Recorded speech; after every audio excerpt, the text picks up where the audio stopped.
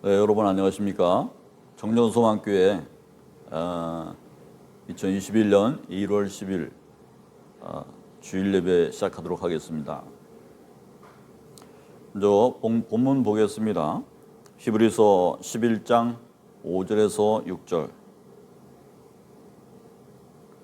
믿음으로 에녹은 죽음을 보지 않고 옮겨졌으니 하나님이 그를 옮기심으로 다시 보이지 아니하였느니라. 그는 옮겨지기 전에 하나님을 기쁘시게 하는 자 하는 증거를 받았느니라. 믿음이 없이는 하나님을 기쁘시게 하지 못하나니 하나님께 나아가는 자는 반드시 그가 계신 것과 또한 그가 자기를 찾는 자들에게 상 주시는 이심을 믿어야 할지니라. 아멘. 네, 오늘 말씀의 제목은 믿음의 사람 에녹입니다. 오늘 본문인 히브리서 11장 5절에서 6절을 읽었는데요. 에녹의 믿음이 여기서 잘 나타나 있습니다. 에녹은 믿음의 사람이었습니다. 오늘 본문에서 에녹이 성서에 등장하는 창세기를 같이 읽어야 된다고 생각합니다. 창세기 5장 21절에서 24절 보겠습니다.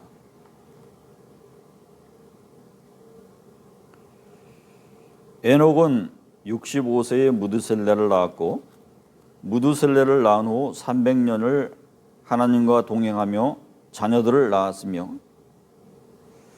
그는 365세를 살았더라. 에녹이 하나님과 동행하더니 하나님이 그를 데려가심으로 세상에 있지 아니하였더라. 아멘. 에녹은 성서에 등장하는 인물 중에서 특이하게도 하나님과 동행하며 살다가 죽음을 보지 않고 하늘로 올라간 사람이라고 기록되고 있습니다. 그러면 그 어떻게 살았기에 이처럼 특이한 삶을 살게 되었을까? 우리가 궁금해서 오늘 그 말씀을 탐구해 보고자 합니다. 방금 우리가 읽은 양쪽 본문에서 똑같이 전하는 말이 하나가 있습니다. 그것은 그가 하나님과 동행했다라고 하는 것입니다. 다른 말로 하면 하나님과의 바른 관계를 맺고 살아갔다, 그렇게 말씀하는 것입니다. 그렇게 하나님과 동행할 수 있었던 이유가 무엇일까? 그 이유는 그가 믿음을 가졌기 때문이다. 히브리서 기자는 말하고 있습니다. 믿음은 어떤 확신을 갖게 하는 주관적이거나 객관적인 근거가 있기 마련입니다. 우리가 보통 아무거나 믿는다고 말하는 것이 아닙니다. 아무거나 믿는다고 하는 믿음은 사실은 아무것도 안 믿는다라고 하는 말과 같습니다. 우리 하나님의 말씀이라고 하는 구체적인 객관적인 증거가 있고 또 우리의 하나님의 말씀을 음성을 듣고 성령을 감화 감동을 들어서 개인적으로 역사하시는 하나님의 말씀의 증거 때문에, 주관적인 증거 때문에 또한 하나님을 믿습니다. 로마서 10장 7절에서 믿음이라고 하는 것은 들음에서 난다 했습니다. 또 들음은 그리스도의 말씀에서 나온다 했습니다. 그러므로 이 주신 말씀은 객관적인 증거가 됩니다. 여러분들은 들음에서 믿음이 생겨나시고 그것을 객관적인 증거로 삼는 여러분들이 다 될 수 있기를 바랍니다. 에녹에 관해서 기록되어 있는 또 다른 본문이 있습니다. 유다서 11절 14절에서 15절입니다. 아담의 7대손 에녹이 이 사람들에 대해서도 예언하여 이르되 보라, 주께서 그 수많은 거룩한 자들과 함께 임하셨으니 이는 무사람들을 심판하사 모든 경건하지 않은 자가 경건하지 않게 행한 모든 경건하지 않은 일과 또 경건하지 않은 죄인들이 주를 거슬러 모든 완악한 말로 말미암아 그들을 정죄하려 하심이라 하였느니라. 아멘. 여기 보니까 유다서 저자가 에녹이 예언했다고 하는 다른 기록을 보고 있었나 봅니다. 그러니까 여기서 보니까 에녹이 어떤 사람이냐? 에녹은 예언하는 사람, 설교하는 사람, 많은 사람에게 영향력을 주는 사람이었다고 하는 것이죠. 에녹은 먼저 하나님의 말씀을 듣는 가운데에서 하나님의 임재하신 모습을 보았다고 말하고 있습니다. 보라, 주께서 그 수만의 거룩한 자와 함께 임하셨나니. 그리고 둘째로 하나님께서는 그 시대에 나타나셔서 무 사람들을 심판하시겠다고 기록하고 있습니다. 그 하나는 경건치 아니하는 자들이 행한 경건치 아니하는 일에 대해서고, 또 다른 하나는 그들이 행했던 악한 완악한 말들, 그 언행에 대해서입니다. 이는 나를 저버리고 내 말을 받지 아니하는 자는 심판할 이가 있으니 곧 내가 한 그 말이 마지막 날에 그를 심판하리라 하셨던 예수님의 말씀과도 상통합니다. 그러니까 하나님께서 주신 그 말씀을 증거로 삼지 못한 자를 심판하시겠다고 하는 말씀이었죠. 또 마가복음에서 이런 말씀하셨어요. 그 후에 11제자가 음식을 먹을 때에 예수께서 그들에게 나타나사 그들의 믿음 없는 것과 마음이 완악한 것을 꾸짖으시니 이는 자기가 살인한 것을 본 자들의 말을 믿지 아니함이로라. 이 말씀 속에서 마음속에 있는 완악함이란 무엇이냐? 예수를 구주로 믿지 못하겠다고 하는 그들의 언행이 포함되어 있다는 것이죠. 그리고 경건치 않은 다른 행동들, 언행들이 있을 것입니다. 예수님도 에녹이 했다고 하는 그 예언처럼 말씀하셨던 것입니다. 또 인자됨으로 말미암아 심판하는 고난을 주셨으니라. 이를 놀랍게 여기지 말라. 무덤 속에 있는 자가 다 그의 음성을 들을 때가 오나니 선한 일을 행한 자는 생명의 부활로 악한 일을 행한 자는 심판의 부활로 나오리라. 아멘입니까? 그처럼 에녹의 예언은 예수님의 말씀과 같은 것이었습니다. 예수님을 믿지 아니하는 것은 곧 불경건이요 죄악이요 심판의 근거가 된다고 하는 사실을 알아야 됩니다. 에녹은 이러한 말씀을 토대로 볼 때에 예언자였던 것입니다. 그리고 그가 남긴 것은 심판의 메시지였습니다. 그 후에 하나님과 동행하는 삶을 살았다고 전하는 것입니다. 오늘날 왜 이처럼 많은 사람들이 심각한 부도덕한 삶에 빠지는가? 그것에 대해서 신학자 라이놀드 리버는 그의 책 도덕적 인간 부도덕한 사회, 그 책에서 분명하게 말해줍니다. 한마디로 현대인들은 하나님의 심판을 믿지 못하기 때문이라는 것이죠.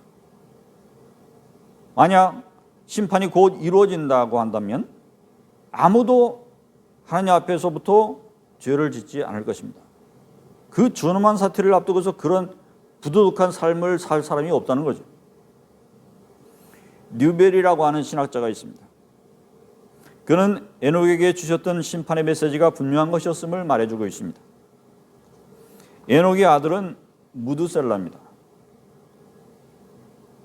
오늘 성서에서 가장 오래 산 사람의 이름이 바로 무두셀라입니다. 그가 969세를 살았다고 합니다. 그 이름의 뜻은 창을 던지는 사람이라는 거예요. 옛날 고대에서 전투를 할 때에 창을 던지는 사람이 가장 중요한 사람이었어요. 그 사람이 최후의 반격을 해줄 것이기 때문에. 그러므로 그 사람에게 속한 집단은 그 사람이 죽지 않도록 보호해야 됐고, 그가 살아있으면 아직 승산이 있다라고 생각을 한 겁니다. 항상 칙략을 받는 쪽에서는 무드셀라가 죽으면 안 된다. 무드셀라가 죽으면 우리도 다 죽는다. 다시 말하면 우리도 심판을 받는다. 이렇게 생각을 한 것입니다. 그래서 에녹의 아들은 무드셀라라고 지었고 그 삶은 그렇게 독특하게도 오래 살았습니다. 성서에서 그가 아들을 낳고 하나님과 동행했다고 하는 사실로 보아서 그 아들 무드셀라를 낳은 이후부터 하나님과 동행하는 삶을 살기 시작했다는 것을 그려볼 수 있습니다. 아마 이렇게 대화를 하지 않았을까 생각합니다. 하나님께서 어느 날 에녹을 불렀습니다. 저 사람들 굉장히 악해졌다. 그렇지? 네, 그렇습니다. 나는 이러한 악을 더 이상 참고 볼 수가 없다. 그런 내 뜻 알지? 네, 잘 압니다. 그래서 내가 너에게 아들을 하나 주겠는데 그 이름을 무두셀라라고 지어라. 그리고 그가 태어나면 하나님의 심판이 임한다고 많은 사람들한테 알려주어라. 정녕 무두셀라가 죽으면 세상이 멸망한다, 심판한다, 심판을 당한다 말했습니다. 그리고 그때부터 사람들은 무두셀라를 바라볼 때마다 하나님의 심판을 떠올렸을 겁니다. 그것도 참으로 오랫동안 하나님의 심판을 그 무두셀라의 얼굴을 보면서 떠올렸을 것입니다. 그런데 참으로 하나님의 심판이 임했을까요? 네, 정말로 무두셀라가 죽으니까 하나님의 심판이 임했습니다. 창세기 5장 21절에서 22절 말씀에서 에녹이 65세에 무두셀라를 낳고 무두셀라를 낳은 후 300년을 하나님과 동행하며 자녀들을 낳았으며, 그러니까 여기서 중요한 것 제가 말했죠. 무두셀라를 낳기 전까지는 하나님과 동행하는 삶을 살지 않았다는 것을 볼 수 있습니다. 하지만 무두셀라를 낳고 나서부터 하나님과 동행하는 삶을 살았다. 왜 그랬을까요? 바로 그 자식의 이름이 하나님의 심판이었기 때문입니다. 자신은 알죠. 창을 던지는 사람, 그것은 하나님의 심판이었기 때문입니다. 그러니까 무두셀라라고 하는 이름 자체도 에녹의 예언에 속했고 또 하나님의 심판을 의미했기 때문에 무두셀라가 죽으면 정말로 하나님의 심판이 임한다 라고 하는 사실에 대해서 에녹이 너무나 경각심을 가지고 삶을 살았을 겁니다. 창세기 5장 25절에 무두셀라가 그의 아들 라멕을 낳았을 때가 187세였어요. 그리고 라멕이 또 노아를 낳았어요. 그 노아를 낳은 나이가 183세였어요. 그러니까 노아는 무두셀라의 손자였습니다. 그러면 노아가 태어날 때의 무두셀라의 나이는 369세가 됩니다.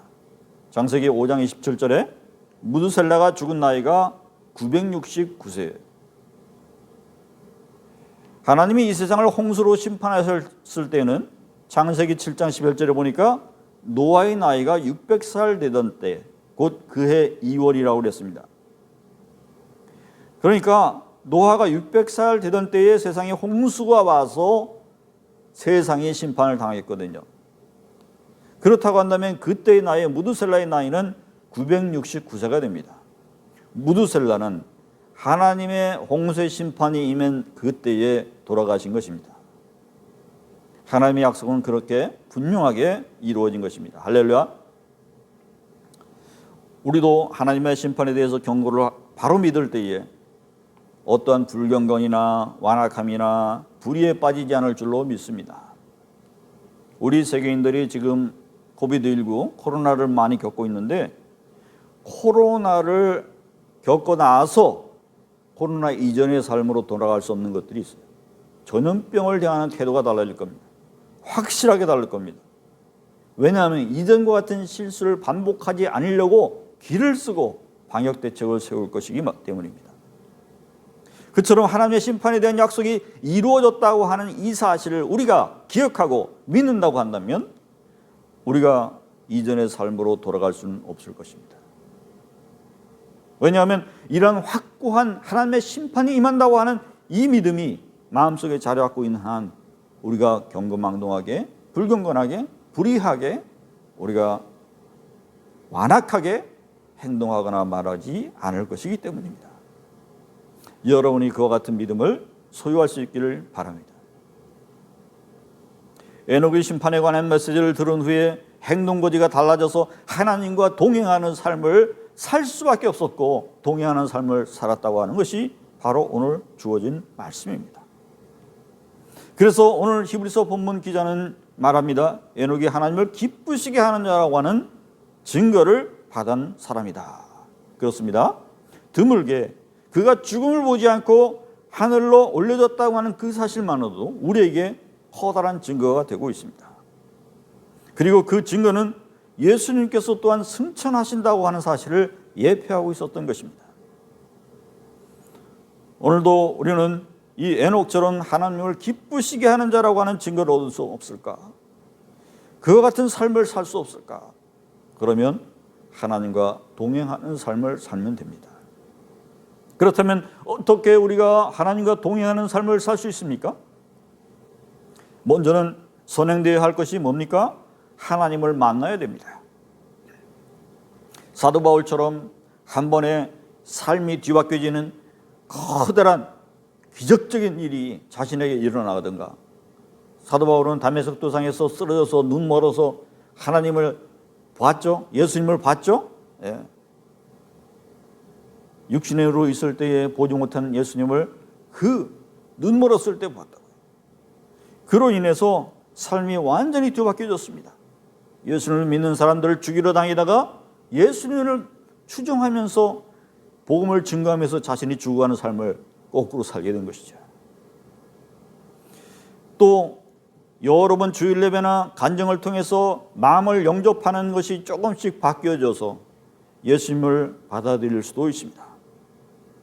어쨌든 우선 우리는 예수님을 만나야 됩니다. 둘째로는 뜻이 동행해야 될 것입니다. 동행하는 삶을 산다라고 하는 건 같이 산다라는 것인데, 두 사람이 같이 살려면 뜻이 맞아야죠. 우리가 나의 뜻이 있고 하나님의 뜻이 있는데 어디다 맞춰야 될까요?